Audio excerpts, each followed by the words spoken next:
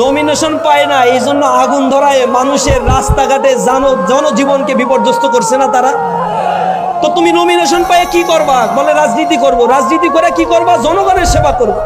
তো জনগণের সেবা করবা, ঠিক আছে, তোমার দলের আরেকজন করলে সমস্যাটা কি? তুমি নমিনেশন পাও নাই, সমস্যা কি? না, আমাকেই পেতে হবে। 16 বছর 17 বছর জুলুম নির্যাতনের শিকার হয়েছি, আমি একমাত্র হকদার। তো তুমি জুলুম নির্যাতনের শিকার হয়েছে, এখন তো আনন্দে ব্যবসা বাণিজ্য করতে পারতেছো, কেউ তো জুলুম করতেছে না। মানুষের অধিকার নষ্ট করে রাস্তাঘাটে আগুন দাও কেন? তখন তারা এটা মানে না। মনের ভিতরে একটা কথা আছে যে না, যে নমিনেশন পেয়েছে সে তো এই কেবল ভোট হইলেই ক্ষমতায় যাবে, আর তারপরে যে কোটি কোটি টাকা কামাবে, আমি তো তা কামাইতে পারলাম না, এই জন্যই আমি মূলত রাস্তায় নামছি। এজন্য মানুষের অধিকার নিয়ে তারা সিনেমিনি খেলা শুরু করছে। আবার তাদের নেতা কর্মীরা এখন ভোট টানার উছিলায়, মহাসচিব সাহেব বলছে আওয়ামী লীগের নামে যত মামলা হয়েছে সব উদ্যোগ করে নেবে, বলছে না? এতদিন মামলা বাণিজ্য করছে কারা? মামলা বাণিজ্য করে কোটি কোটি টাকা লুটপাট করা শেষ, আওয়ামী লীগের কাছ থেকে সব বন্দোবস্ত করা শেষ, এখন তাদের নামের মামলাগুলো উদ্যোগ করে ফেলতে হবে, এখন লাগবে ভোট। এই হচ্ছে তাদের চরিত্র। এগুলো এই দেশের জন্য কখনোই তারা কোনোদিন চিন্তা করে নাই। যখনই ক্ষমতায় এসেছে তখনই এই দেশকে দুর্নীতির স্বর্গরাজ্যে তারা পরিণত করেছে। তাদের সাথে জামাত ইসলামী জোটবদ্ধভাবে ক্ষমতায় ছিল।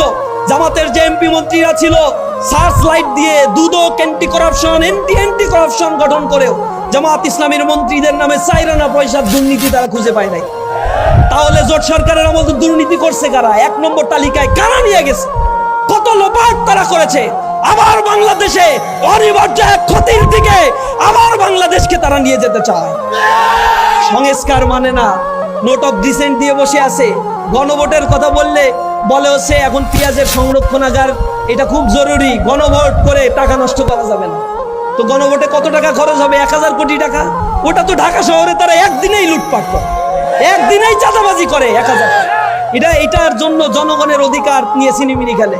তা আমি বলি, যদি এইটাই হয় তাহলে জাতীয় ইলেকশন করার কি দরকার? কম্প্রোমাইজ করে একটা সরকার চালাই নিতে হয়। 3000 কোটি টাকা জাতীয় ইলেকশনে কেন খরচ করতে হবে? এটা আবার না, কারণ নির্বাচনের মানে যখন গণ অভ্যুত্থান হয়েছে 7 তারিখে তারা বিশাল সমাবেশ করে কার কাছে যে কি চাইছে আল্লাহই ভালো জানে, বলে যে নির্বাচন দিতে হবে, সংস্কার এগুলো চিন্তাও তাদের মাথায় নেই।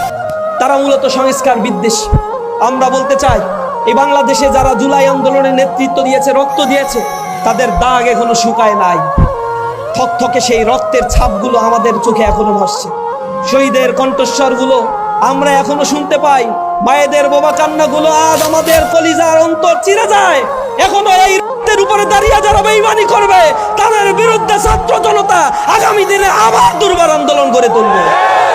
জনগণের রায়ের তোয়াক্কা তারা করে না, তারা এখন সন্ত্রাসী বাহিনী পুষছে। জেলখানায় থেকে দেখছেন বের হয়ে গেছে। নাসিম ওসমান ছিল একটা, শামীম ওসমান নারায়ণগঞ্জে খুব হুমকি দামকি দিত, বোরকা পরে পলাইছে। এখন তার রিপ্লেস আর এক সন্ত্রাসী হয়েছে, সেটা আবার বিএনপি করে।